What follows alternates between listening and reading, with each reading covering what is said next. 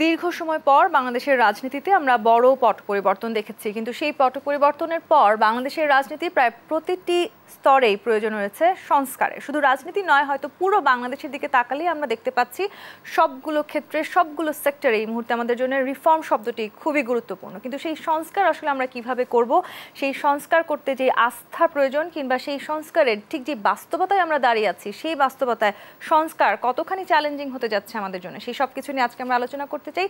দেশ সন্ধ্যার আজকের আয়োজনে আপনাদের সবাইকে স্বাগত জানাচ্ছি। আমি তাসনুভা তন্নি। সংস্কার, আস্থা ও বাস্তবতা এই নিয়ে আজকের এই আলোচনায় আমার সাথে দুজন বিশেষ অতিথি আছেন। আমাদের সাথে আছেন মোস্তফা কামাল, উপবার্তা প্রধান, বাংলা ভিশন, এবং আছেন বোরহানুদ্দিন ফয়সাল, সাংবাদিক ও শিক্ষক। আপনাদের দুজনকে স্বাগত জানাচ্ছি আজকের আলোচনায়।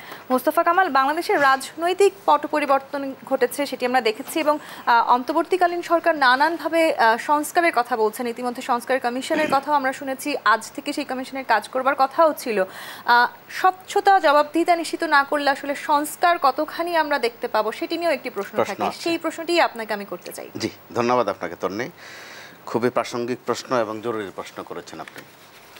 তো সংস্কার মোটেই আরোপ করার বিষয় নয়, চাপিয়ে দেওয়ার বিষয় নয়। যতক্ষণ পর্যন্ত উপলব্ধিতে না আসবে আমার সংস্কার হওয়া দরকার, অর্থাৎ আমার সংশোধন হওয়া দরকার, অথবা সোজা বাংলায় বললে আমার আর একটু ভালো হওয়া দরকার। তো আমি তো মনেই করি আমি অত্যন্ত ভালো আছি এবং আমার কোনো ভুল নাই।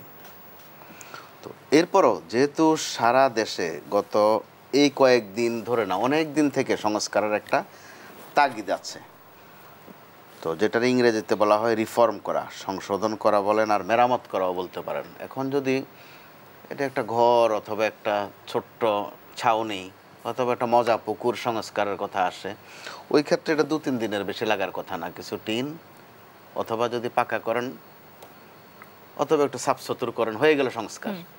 পুকুর সংস্কার করতে গেলে কয়েক কোদাল মাটি কাটলে সংস্কার হয়ে গেল, কিছু কচুরিপানা সাফ করে। কিন্তু এখানে সংস্কার অর্থটা ব্যাপক। তো মোটা দাগে সেটা হচ্ছে আমাদের অর্থনৈতিক সেক্টরে সংস্কার লাগবে। কেন লাগবে? যেহেতু আমরা প্রচুর লুটপাট করি এবং লুটপাট করে আবার সেটাকে গর্ববোধ করি, এটাতে কোনো ভুল মনে করি না। প্রশাসনিক সংস্কার দরকার, যা ইচ্ছা তা প্রশাসনে হয়েছে, এখনও হচ্ছে কম বেশি, হয়তো আড়ালে আবডালে হচ্ছে, একটু লুকোচুরিতে হচ্ছে, তার মানে ওখানে মেরামত করা দরকার। এভাবে আপনি লিস্ট ধরলে লিস্ট অনেক লম্বা হয়ে যাবে, একদম মসজিদ মন্দির চলে যাবে, এফডিসিতে দ্বীপ জল পর্যন্ত চলে যাবে, যে ওগুলো কী কয় ওরও সংস্কার করা দরকার। অবান্তর দুনিয়ার সংলাপ বলে আবার সিনেমাগুলোও চলে, তাহলে সংস্কার ওখানেও দরকার।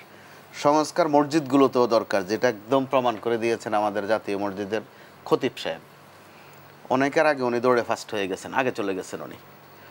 তো উনি কিন্তু বুঝিয়ে দিয়েছেন যে সংস্কার হওয়া দরকার। তো আমি যেটা বলছিলাম বোধের বিষয়, তো ওনার বোধটা যদি এবার আপনি খেয়াল করেন, উনি আবার 1-2 সপ্তাহ পরে চলে আসছেন, এসে কিছুক্ষণ মারামারি করছেন, জুতার পিটুনি খাইছেন, অথবা ওনার দিকে অনেক জুতা পড়েছে। উনি আবার গর্ব করে বলেছেন যে শত শত জুতাও যদি এসে থাকে আমার দিকে, আল্লাহর রহমতে একটু আমার গায়ে পড়েনি।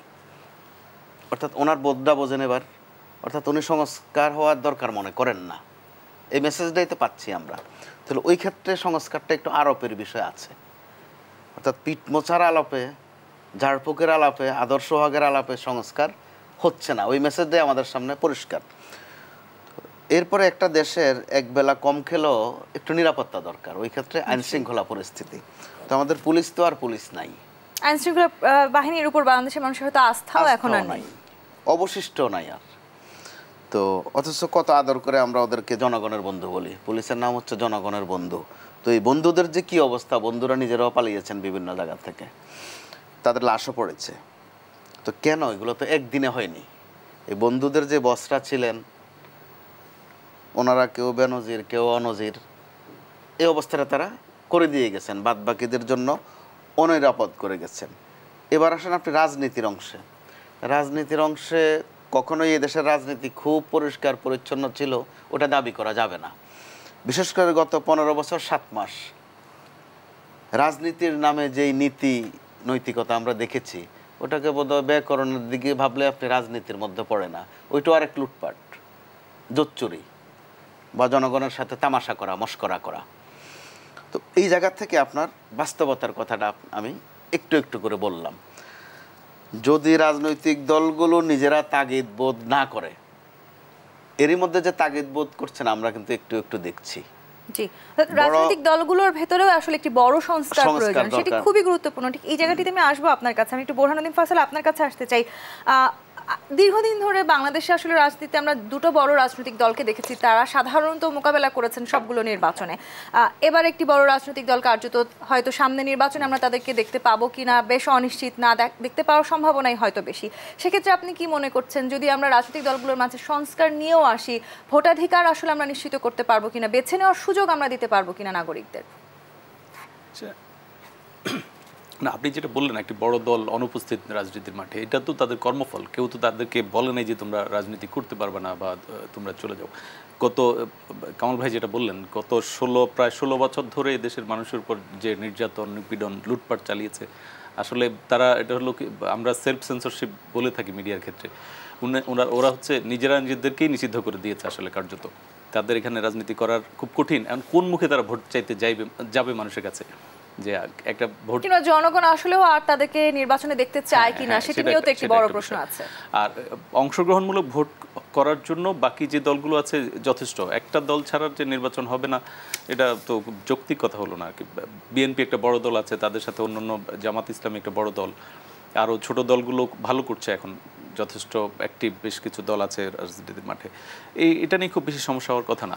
সংস্কারের প্রশ্নে যেটা বড় কিছু হাত দেওয়া দরকার সরকারের। আমরা নাভিশ্বাস উঠেছে এর মধ্যে দ্রব্যমূল্য, পণ্যমূল্য, ইনফ্লেশনের রেট যদি আমরা বলি, বিবিএস যে ফিগার দেয় ওটা অনেক ক্ষেত্রেই বাস্তবসম্মত না বলে। আমি বিজনেস বিটে দীর্ঘদিন কাজ করি, বিজনেস রিপোর্টার ছিলাম। ওরা যে ফিগারগুলো দেয় এগুলো অনেক ক্ষেত্রেই ফেব্রিকেটেড রিপোর্ট বলে ফিগার বলে আমরা মনে করি বা অনেকেই মনে করেন।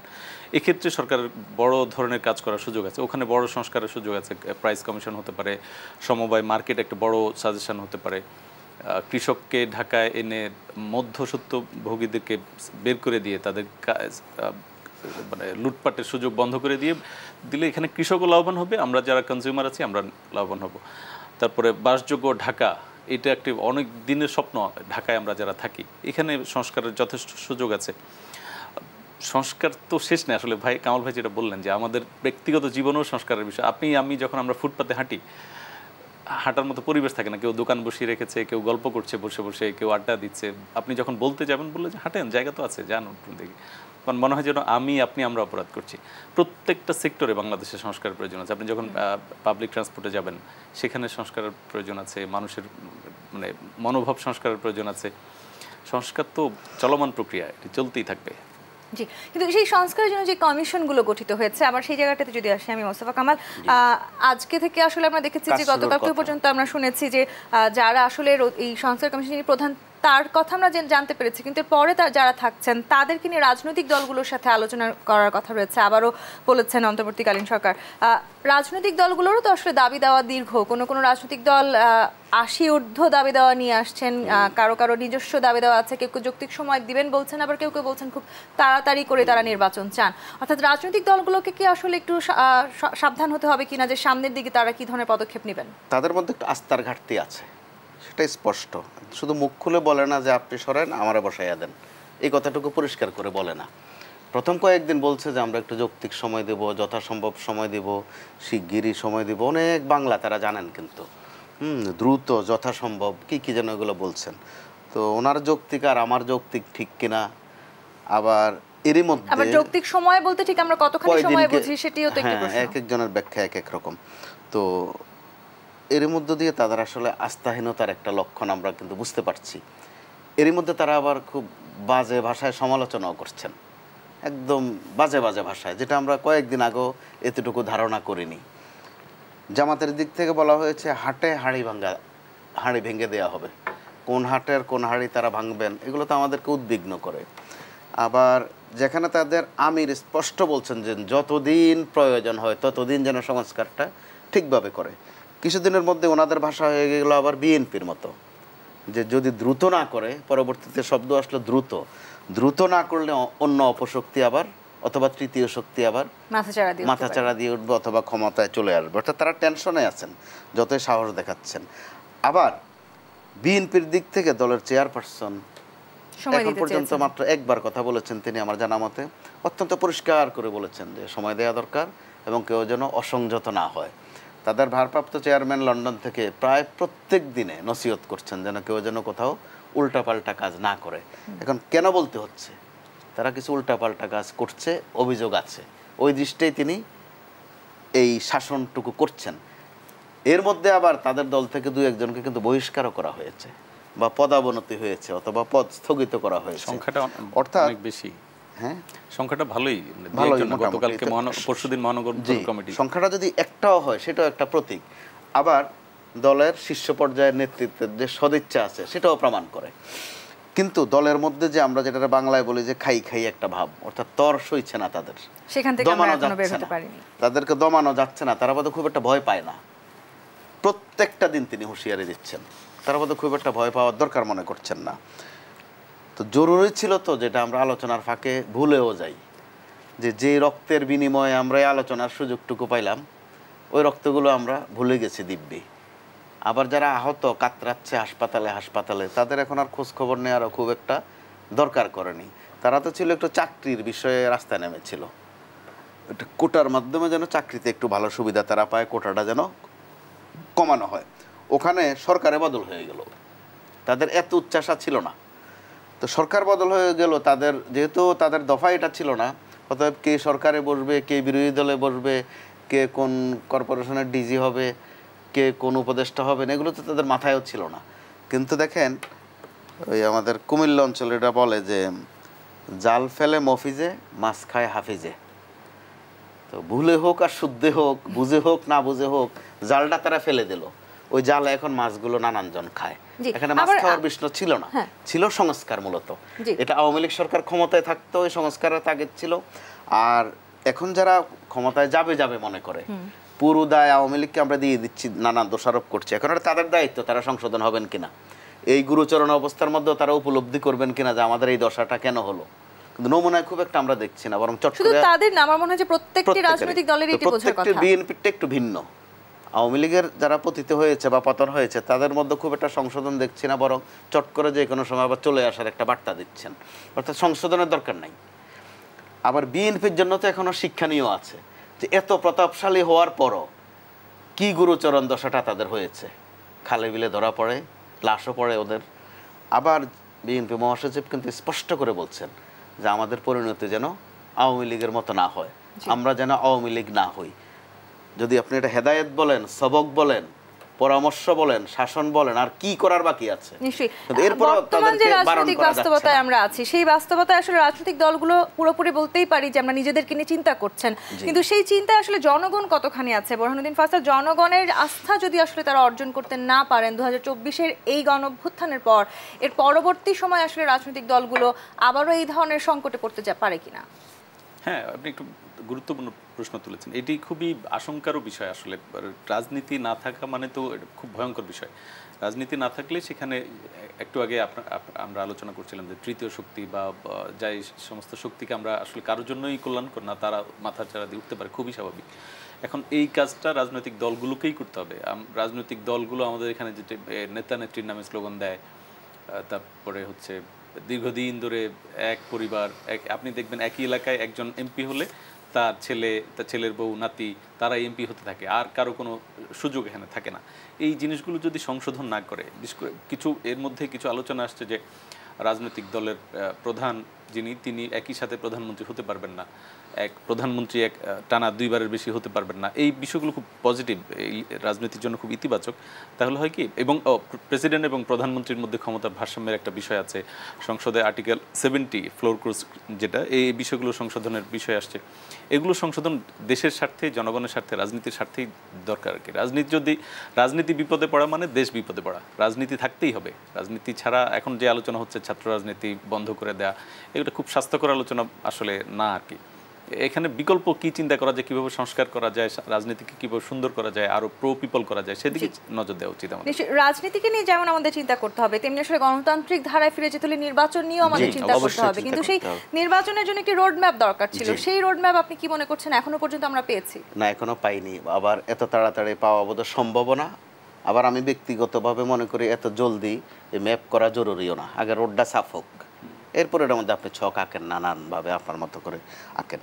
তো নির্বাচন তো একদম লাস্ট স্টেজ সংস্কারের। আর নির্বাচন বলতে আমাদের মধ্যে একটা ধারণা আছে ওই যেই তারিখে হয় ভোটটা ওইটাই বুঝে নির্বাচন, না ওইটা নির্বাচন না, ওই দিন শুধু ভোটটা দেয়া হয়, এটা একটা অংশ নির্বাচনের।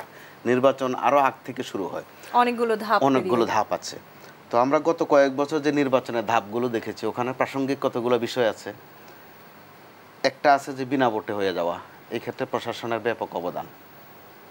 আরেকটা আছে রাতে হয়ে যাওয়া দিনেরটা, এটা তো প্রশাসন অর্থাৎ সিভিল প্রশাসন, পুলিশ প্রশাসন ব্যাপক ভূমিকা আছে, প্রশাসনই করে দিয়েছে আসলে। হ্যাঁ। আবার 18 সালে তো মাসাল্লাহ আমাদের সেনাপ্রধানে, তখনকার সেনাপ্রধান বলেছিলেন ইহুজিন্দিগিতে তিনি এত সুন্দর নির্বাচন আর দেখেননি।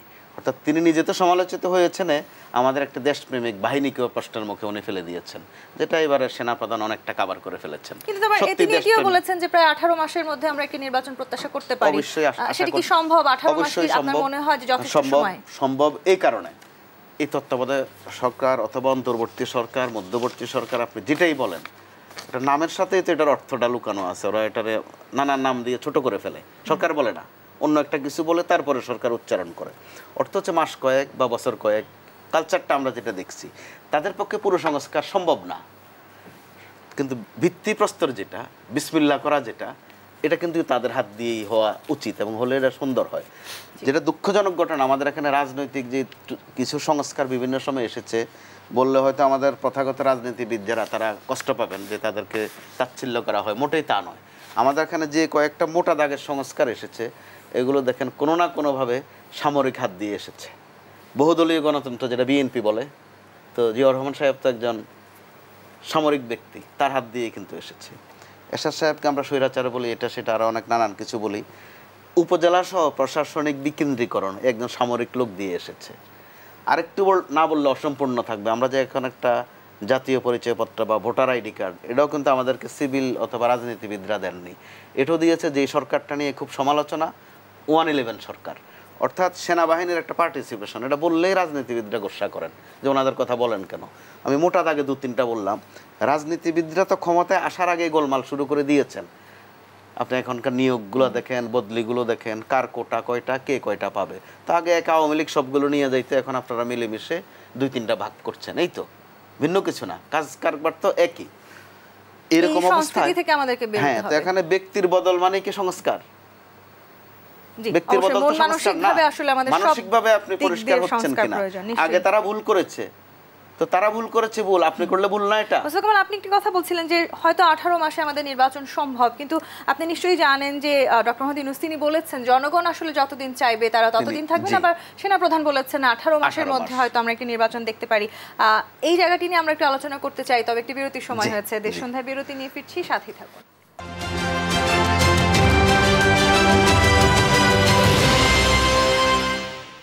দেশ সন্ধ্যা দেখছেন। সংস্কার, আস্থা, বাস্তবতা নিয়ে আমরা আলোচনা করছি। বাংলাদেশের রাজনৈতিক ভবিষ্যৎ আসলে কি হতে যাচ্ছে, যে ধরনের সংস্কার আমরা দেখতে যাচ্ছি, সেখানে এই মুহূর্তে আসলে সবচেয়ে বেশি আলোচিত যে বিষয়টি, সেটা হচ্ছে 18 মাস বনাম জনগণ যতদিন চাইবে। বাস্তবতা আসলে কি বলছে? জনগণ যতদিন চাইবে ততদিনই আমরা সংস্কার করবো, নাকি 18 মাসে সংস্কার করা সম্ভব? 18 মাস যেহেতু একটা দায়িত্বশীল জায়গা থেকে এসেছে কথাটা, আমাদের পর্যায় থেকে না, একদম রেসপন্সিবিলিটি নিয়ে তিনি বলেছেন, এবং তিনি এবারের এই প্রেক্ষাপটের একজন সিরিয়াস অংশীজন, অর্থাৎ ওনার বক্তব্যটার ওজন দিতেই হবে। আর জনগণ কিন্তু এখনও, জনগণ কারে কয় এগুলো দেখতে কেমন কেউ দেখে নাই জীবনে, প্রত্যেকে কিন্তু জনগণের প্রতিনিধিত্ব করে। অন্তর্বর্তীকালীন সরকার দেখেছে জনগণ কেমন? মোটামুটি দেখছে, আমল দিচ্ছে, তো আমল দিচ্ছে, কথা শুনছে। তো একটু যদি আমি ঠিক এখানে একটা প্রশ্ন করতেই চাই আমি আপনাকে মোস্তফা কামাল, কথা শুনছে, আবার অনেক রকম দাবিও শুনতে হচ্ছে, এবং সবারই আসলে এক দফা দাবির একটি ট্রেন্ডও ইতিমধ্যে চালু হয়েছে। সেই ট্রেন্ড ভেঙে কি আসলে আমরা সংস্কার করতে পারবো? এর মধ্য দিয়ে কিন্তু তিনি এগোচ্ছেন। আপনি খেয়াল করে দেখেন, আজ পর্যন্ত যতজন দাবি নামা নিয়ে গেছে বা বায়না নিয়ে গেছে ওনার কাছে, কাউরে কিন্তু সমাধা হয়তো হয়নি, কিন্তু তাচ্ছিল্য করছেন না, অগ্রাহ্য করছেন না। এবং এ ভদ্রলোক কখনো, আমি খেয়াল করেছি, তিনি আমি বলেন না, আমরা বলেন উনি। এর মধ্যে আমরা একটা মেসেজ পাইতো। তো আবার ওনারা যদি আমরা ব্যর্থ করার চেষ্টা করি, যে নমুনা দেখছি, এতে যারা এই কাজটা করছেন তারা অনিরাপদ হবেন, বাজে একটা পরিণতি হবে। এর মধ্যে কিন্তু আমাদের যে ছাত্ররা, অর্থাৎ বৈষম্য বিরোধী ছাত্ররা, তারা কিন্তু একটু একটু করে ঝুঁকিতে পড়ে যাচ্ছে, প্রতিনিয়ত অনিরাপদ হয়ে যাচ্ছে। দুর্দান্ত প্রতাপশালী দল আওয়ামী লীগের কাছে তাদের খুব অপছন্দনীয় তারা, এর মধ্যে আমরা টুকটাক দেখছি যে বিএনপিও তাদের বিরুদ্ধে কথা বলতে চাচ্ছে যেটা বিএনপি যে আমাদের ছাড়া কি হয়েছে নাকি, এটা ক্রেডিট নেওয়ার একটা আসলে বাস্তবতা তাই। জামাতও কাছাকাছি কিছু একটা বলে। আবার এই ছেলেদের মধ্যেও কারো মধ্যে এমন একটা প্রবণতা ঢুকেছে যে বাংলাদেশেই যা হওয়ার এই 36 দিনে হয়ে গেছে, এর আগে পরে কিছু আছে বা ছিল ওটা আবার তারা খুব একটা আমল দিচ্ছে না, অথবা তাদেরকে এইভাবেই মোটিভেট করা হচ্ছে। এর মাঝে আবার প্রধান উপদেষ্টা একটা পরিচিতির মতো বলেছেন একজনকে মাস্টার মাইন্ড। এতে কিন্তু দেখেন কতগুলো প্রশ্ন সামনে চলে এসেছে যে উনি কোন কাজের মাস্টার মাইন্ড। অনেকগুলো কাজ তো হয়েছে, আন্দোলন হয়েছে, হত্যা হয়েছে, সাবেক প্রধানমন্ত্রী পালিয়েছেন, আহত অনেকে, গুলিগালাজ হয়েছে। তাহলে উনি কোন অংশের মাস্টার মাইন্ড? কারণ আমাদের মধ্যে কিন্তু এক ধরনের স্বভাব আছে যে কোনো নিয়ে একটা প্রশ্ন রেজ করা। তো তিনি হয়তো আদর করে বলেছেন, পরিচিতি দিতে গিয়ে আমরা বাড়তিও 2-4টা কথা বলি, অথবা ঠিকই নেপথ্যে তার অনেক ভূমিকা ছিল। কিন্তু এই যে আলাদা করাটা, একটু বেশি আদর করাটা, যেটা মোট কথা, বাদ বাকিরাও কিন্তু এতে গোসা করেছে যে তাহলে বাদ বাকিরা কি, ওরা যদি মাস্টার মাইন্ড হন তাহলে অন্য মাইন্ডের ওরা কি। অর্থাৎ আমাদের এখানে একটা অসহিষ্ণুতা আছে। আর আপনার যেটা শিরোনামে ছিল আস্থাহীনতা, আপনি যত ভালো কথাই বলেন আমি কি যেন একটা দোষ খুঁজে বের করি ওখানে। সেনাপ্রধান 18 মাস বলেছেন, প্রশ্ন করা হয় 18 বললেন কেন, 1.5 বছর বললেও তো পারতেন, একই তো কথা। অর্থাৎ ভুল একটা ধরা লাগবেই। এটা কিন্তু এক ধরনের আস্থাহীনতা থাকলে আপনি বলবেন আজকে মঙ্গলবার, আমি বলবো না আজকে মঙ্গলবার হইলেও কালকে কিন্তু বুধবার। অর্থাৎ আপনারা কারেকশন একটা আমি দিবই, ডিস্টার্ব একটা করবই আপনারে। তো যেখানে আমরা 15 বছর 7 মাসের যন্ত্রণা সইলাম, ওখানে আজকে 1.5 মাসও যায়নি, কিন্তু আমরা কিন্তু একটা উতলা একটা ভাব আছে, কেউ ক্ষমতার জন্য, কেউ শরিকানার জন্য। আবার এর মধ্যে আপনি দেখেন ছোট্ট কিছু ঘটনা, হয়তো খুব গুরুত্বপূর্ণ ঘটনা নয় এটা, ছাত্রলীগের ভিতর থেকে শিবির বের হয়, শিবিরের ভিতর থেকে আবার ছাত্রলীগ বের হয়, এগুলো কিন্তু বাজে বার্তা দিচ্ছে। সবকিছুই আসলে আমাদেরকে মাথায় নিয়ে সংস্কার করতে হবে। অর্থাৎ এই বিষয়গুলো মাথায় রাখতেই হচ্ছে তত্ত্বাবধায়ক অন্তর্বর্তী সরকারকে। আর তারা আমরা সংস্কারের কথা চিন্তা করব, সংস্কারের কথা যখন ওনারা আনবেন, এগুলো অবশ্যই ওনারা মাথায় রাখছেন। ছাত্রদের কথা আমরা বলছি, বুরহানুদ্দিন ফয়সাল, ছাত্ররা আসলে যা করে দেখেছেন সেটিকে আমাদের অস্বীকার করার কোনো সুযোগ নেই। তাদের ডাকের মধ্য দিয়ে হয়তো এই গণঅভ্যুত্থান ঘটেছে। এরপর একটু বলতে চাই, ছাত্রদের রাজনৈতিক দল নিয়ে আপনিও বলছিলেন প্রত্যেকের রাজনীতি করার অধিকার আছে, কিন্তু ছাত্রদের যখন রাজনৈতিক দল আমরা গঠন করতে দেখেছি, বাংলাদেশের অতীত ইতিহাস আসলে কি বলছে, সেই দলগুলো ভালো করতে পেরেছে কি, কিংবা নতুন করে যারা করবেন তারাও কতখানি ভালো করবেন? এই সময় এটা মানে খুব আলোচিত প্রশ্ন। আপনি আমাদের সামনে এই সাম্প্রতিক সময়েই তো একটা উদাহরণ আছে, ডাকসুর সাবেক ভিপি নুরুল হক নূর রাজনৈতিক দল করেছেন এবং অল্প বয়সে উনি নিজেই সভাপতি হয়ে গেছেন। দলের ভবিষ্যতে খুব জানে না, বলতে পারে না, কিন্তু আমরা যা দেখছি আর কি, নূরের যে ক্রেজ ছিল সেটি এখন আর ওইভাবে অবশিষ্ট নেই। আজকে গতকালকে একটা বিবৃতি দেখলাম যে নূরের দলের যে সেক্রেটারি রাশেদ, সে বলছে যে সমন্বয়করা এখন ডাকলে আর তেমন করে লোক আসবে না।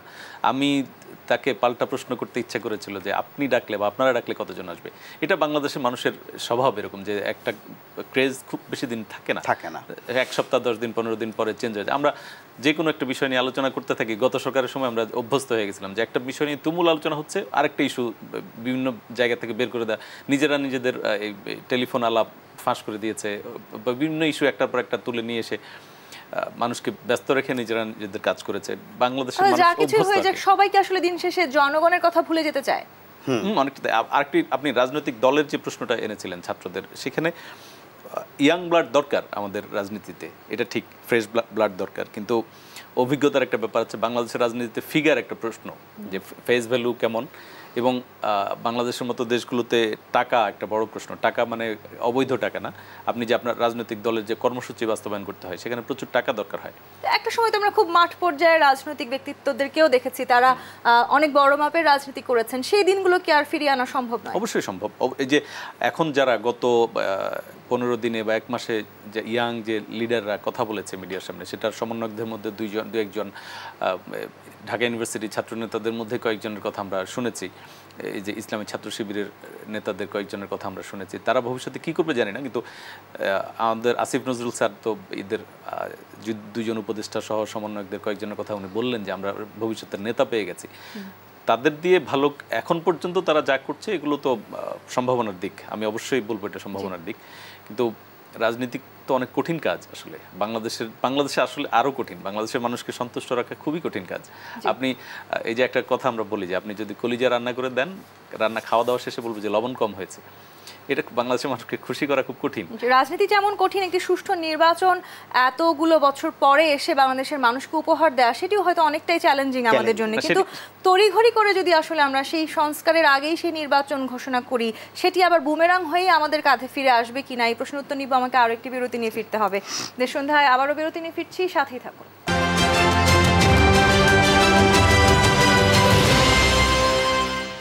সন্ধ্যা দেখছেন। মোস্তফা কামাল, তড়িঘড়ি করে আমরা হয়তো সংস্কার করতে চাইছি, কিংবা তড়িঘড়ি করে যদি আমরা নির্বাচনেরও ব্যবস্থা করি, সেই নির্বাচন কিংবা সেই সংস্কার বুমেরাং হয়ে ফিরবে কি? যে ওই রকম একটা আপনার একটা যত না প্রশ্ন তার চেয়ে বেশি আশঙ্কার বিষয়। বাস্তবতা কিন্তু ওই রকমই বলে, কারণ দ্রুত নির্বাচন করতে চাইলে মাসখানেক অসম্ভব, নির্বাচন হয়ে গেল কিন্তু এটা আসলে কার্যকর কোনো নির্বাচন হবে না। তাহলে ওই ক্ষেত্রে আমরা গত 15-16 বছর ধরে যেই সব নির্বাচন দেখেছি হয়তো ওই রকমই কিছু একটা হবে। কিন্তু যখন জনগণ প্রশ্নটা আসে, জনগণের কিন্তু একটু আকাঙ্ক্ষা, এটা 5 বছরে একবারে আকাঙ্ক্ষাটা জাগে। এরপরে তারা কি পায় না পায় নিজেরাও খবর রাখেন, অর্থাৎ একটা ভোট দিতে পারা একদিনের একটা ক্ষমতা। তো ওই সুযোগটাও যদি তাদেরকে না দেয়া হয় বা অন্তত দেয়া হয় এবার, তাদের কাছে কিন্তু এটা একটা বিশাল প্রাপ্তি হবে। তারা নিজে নিজে কিন্তু ফিল করে যে আমি এই সরকারকে ক্ষমতায় এনেছি, এরকম একটা বোধ উপলব্ধি তাদের মধ্যে কাজ করে। তো ওই ক্ষেত্রে সংস্কারে একটু সময় নেওয়া তো অবশ্যই দরকার। বিশেষ করে এই পুলিশ দিয়ে যদি আপনি ডিউটি করেন, ওরা তো আগের অভিজ্ঞতায় কাজে লাগাবে। এই প্রশাসন দিয়ে যদি আপনি ইলেকশনের ডিউটি করেন, যদি আবার কি তারাই তো করবে, তো তারা তো অভিজ্ঞতা ভিন্ন কাজে। তো ওই অভিজ্ঞতা যদি তারা আগামী নির্বাচনেও লাগায়, ব্যবহার করে, এটা আমাদের জন্য নিশ্চয়ই ভালো কোনো ফল আনবে না। তাদের বুদ্ধিটাই হচ্ছে কিভাবে একটা ব্লাব করা যায়, রাতে কিভাবে ভোট করা যায়, বিনা ভোটে কিভাবে বাক্স ভর্তি করা যায়, কিভাবে ভোট না কোনো ঘোষণা দেয়া যায়, তাদের যাবতীয় অভিজ্ঞতা বা এক্সপার্টিজম ওই বিষয়ে। তো তারা তো ওই অভিজ্ঞতায় কাজে লাগাবেন, এটা স্বাভাবিক সেন্স। তো ওই সুযোগটুকু না দেয়া, তো ওই সুযোগটুকু না দেওয়ার অর্থ কি? মুখে না, আপনার ওখানে একদম কার্যকর সংস্কার লাগবে, নতুন রিক্রুটও লাগতে পারে। সেটা ইতিমধ্যে আমরা দেখেছি যে হয়তো সামনে নতুন রিক্রুটমেন্ট আসছে। তো ওই ক্ষেত্রে সরকারের যদি সদিচ্ছা থাকে, যদি তো আছেই, ডক্টর ইউনূস সরকারের ওই সদিচ্ছা অবশ্যই আছে। তার আমরা যেটা একটা বেদনায় প্রকাশ করি কেউ কেউ বা অতৃপ্তি প্রকাশ করি, যে বলা হয় একটা বিপ্লবী সরকার, কিন্তু আচরণে ডক্টর ইউনূসের সরকার কিন্তু বিপ্লবী সরকার না, অনেকটা মোটামুটি সাবলীলভাবে, এবং তার নিজের, তিনি যত না শাসক বা প্রশাসক, তার চেয়ে বেশি তিনি মুরব্বী, অর্থাৎ একটু ডাক দোহাই দিয়ে সবাই নিয়ে চলার একটা মানসিকতা ওনার মধ্যে আছে। তো এই সুযোগটা বোধহয় রাজনৈতিক দলগুলোর কেউ কেউ নিচ্ছে, যাচ্ছে তাই কাজকর্ম করে ফেলছে। আবার উনি যেহেতু বলছেন ওনার সমালোচনা করা যাবে, ভুল ধরিয়ে দেয়া যাবে, এই চান্সে বোধহয় আমরা একটু বেশি বেশি ধরছি। জাতিসংঘে যে সফরটা তিনি করে আসছেন, সেটা যে আমাদের জন্য কত বড় প্রাপ্তির, আমরা ওই বিশ্লেষণে কিন্তু যাচ্ছি না, বরং আমরা চলে যাচ্ছি উনি কারে মাস্টারমাইন্ড বলছেন, গত 20-30 বছরে হয়তো বাংলাদেশকে এমন উচ্চতায় আমরা দেখতে পাইনি, বা এতটুকু তো আমরা আসলে বোধহয় কল্পনাও করিনি এতগুলো বছর। ওখানে বরং আমরা দেখেছি সাথে কতজন নিয়ে যাওয়া গেছে, কে সাথে আরো কারে নিয়ে গেছে, ওখানে কি কি মজমাস্তি করেছে, আমাদের সামনে ওই নিউজগুলো ভাসতো। এবার কিন্তু আমরা ব্যতিক্রম দেখেছি, অর্থাৎ পজিটিভ অংশটুকু আমরা নিচ্ছি না।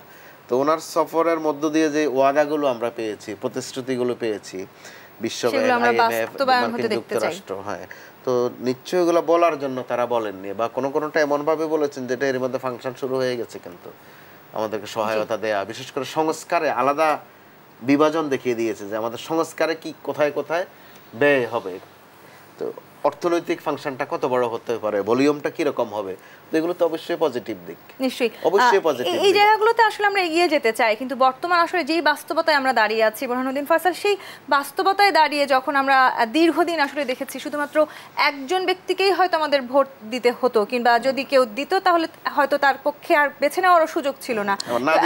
জি, এখন যেহেতু আসলে বেছে নেওয়ার একটি সুযোগ তৈরি হচ্ছে, সবগুলো রাজনৈতিক দল আমরা আশা করতে চাই নির্বাচনে অংশগ্রহণও করবে।